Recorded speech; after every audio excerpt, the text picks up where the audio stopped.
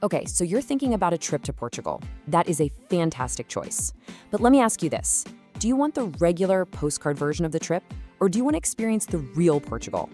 In the next few minutes, we're going to put together a plan that gets you way past the tourist traps and right into the heart of what makes this country just so incredible. You know, I love this quote because it is so true. There's a side to Portugal that a lot of people just miss entirely, a more authentic, more rewarding experience that's sitting right there, just beneath the surface. And today, we're going to figure out exactly how you can find it. So let's start with Portugal's two biggest cities. But I don't want you to think of them as just dots on a map. Think of them more like two totally different personalities. And to really get Portugal, you've got to get to know the unique soul of both Lisbon and Porto. Lisbon, it's not a city that screams about how beautiful it is, it kind of whispers. It's a place that just sort of reveals itself to you, piece by piece, as you walk its streets. Just picture it. You're getting a little bit lost in the ancient, winding alleys of the Alfama neighborhood. Or you happen to catch this perfect view of the Tagus River right at dusk. This is a city that absolutely rewards you for exploring it on foot. You know, one of the best things about Lisbon is just how practical it is for a traveler. Most of the must-see stuff is all packed pretty close together, so you're not wasting your whole day just getting around. Every single hill you climb opens up this incredible new view. And hey, here's a little pro tip for you. For that magical day trip to the palaces of Sintra, make sure you book your transport way ahead of time, especially on weekends. It gets seriously crowded and you do not want to miss out. All right, now let's head north to Porto. If Lisbon is all southern and sun-facing, Porto feels like a different Portugal completely. It's an Atlantic city, it's cooler, the architecture is darker, more dramatic. It was all built around the money from the Douro River's wine trade. They honestly feel like two different worlds. But here's the big challenge, the one thing that a lot of travelers run into.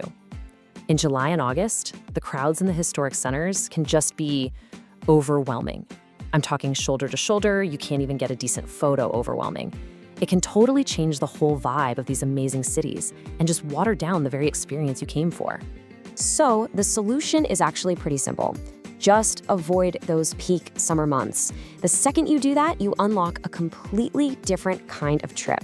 The weather is gorgeous and mild, the crowds are just a fraction of the size, prices are lower, and you get to see the cities as they really are, without all that chaos. All right, we've covered the cities. Now let's leave them behind and go explore a part of Portugal that most travel guides completely skip.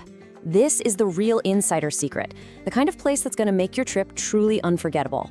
The wild, beautiful coast just south of Lisbon. This whole region is called the Alentejo and Costa Vicentina, and here's the most important part. It is a protected national park. That status has saved it from the kind of overdevelopment you see in so many other beautiful places, and it's preserved its rugged, natural character. It's a true gem. I want you to forget the packed beaches of the Algarve.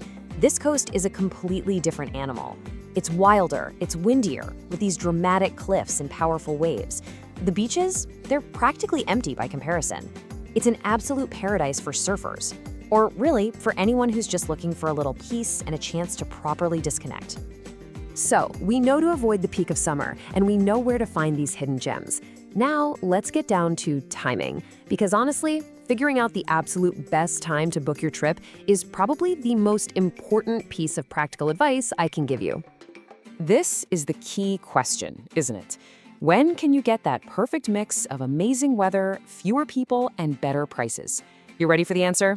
Let's take a look. And here it is. This is what you've been waiting for. The golden windows for traveling to Portugal are what we call the shoulder seasons. April to June in the spring, and then again from September to October in the fall. Trust me on this, this is when the country is at its absolute undeniable best. Let me just break it down for you.